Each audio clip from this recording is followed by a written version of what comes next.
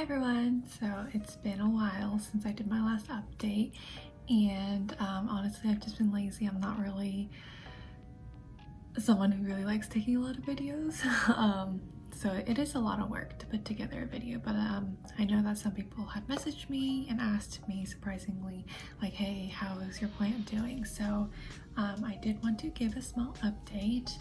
As you can see from my thumbnail, she did grow a good amount, but I did want to go through a few things that people had asked me and like common questions that people did have about having a albo monstera. So I had my propagation set up a few feet in front of my east facing window. It never received direct light just because I was always afraid that, I don't know, it would burn the leaf. But all my albos right now live in front of my right in front of my east facing window, so it probably would have been fine to have it there anyways, given that, you know, I do have a bug screen, so that's helping to diffuse some of the sunlight. As for how many times I changed the water, initially I was changing out the water 2 to 3 times a day, and also rinsing the root under running water every time I was changing the water. And that was just because I was super paranoid and I didn't want there to be any chance of root rot. Now that's not a necessity. Later on, when I got a little bit lazier and cared a little less, I was changing out the water maybe once every 3 days, and that was totally fine too. But you know, if you're paranoid like me, you might as well change the water out. So there are about 4 things that people tend to add into their propagation setup. One of them being an aquarium bubbler, also known as an air stone. They also use heat mats, grow lights, and some sort of fertilizer inside the water. Air stones, the reason why people use them is to prevent the plant from actually sitting in stagnant water, because that is what causes root rot. And that's also the reason why you would also change out your water frequently. I didn't find a need to buy an air stone. I didn't want to pay for something that I'm really only going to use once, and I was fine without it. As for a heat mat, I do not recommend that because you have a higher chance of cooking your roots, especially if it's a heat mat that you can't regulate temperature of. So you're most likely to cook the roots than help it. Grow lights help, but just make sure that you are giving your plant some time to rest. Sunlight is important, but so is the darkness for plants. And lastly, fertilizer. Fertilizer, a lot of people do add in a few drops into their water. I honestly just did not put anything in my water just because I wanted to really simplify the process, given that this was my first time propagating, and I just wanted to eliminate, you know, if I did get root rot, I wanted to be able to really narrow down what I did and what I could do better next time. As long as you're not seeing any mush growing and nothing's becoming soft and brown on the stem, then I think you're fine.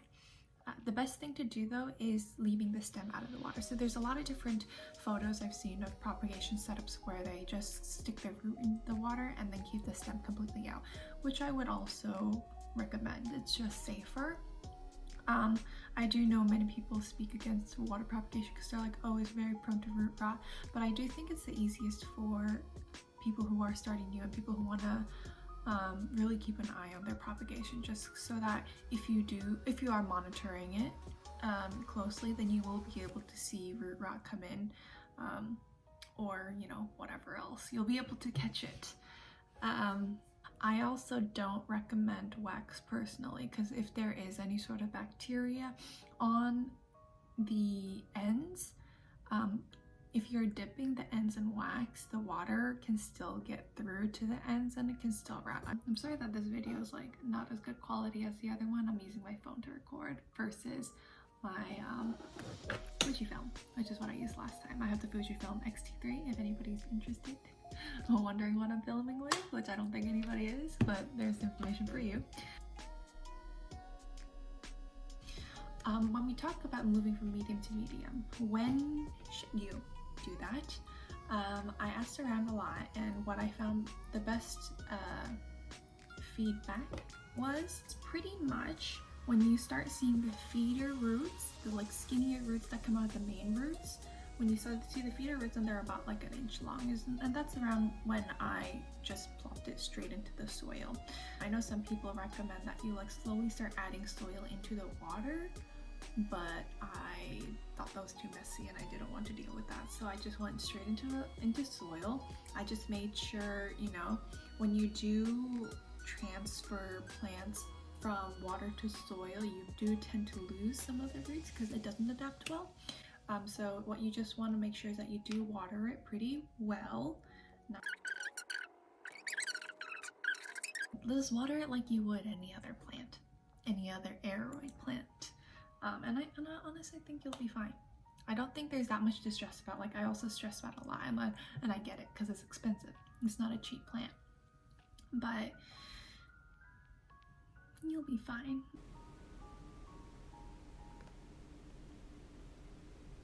The biggest thing that you do want to look for is good variegation within the stem itself. So something that people say commonly is that you want to look for a plant that has like a candy cane variegation.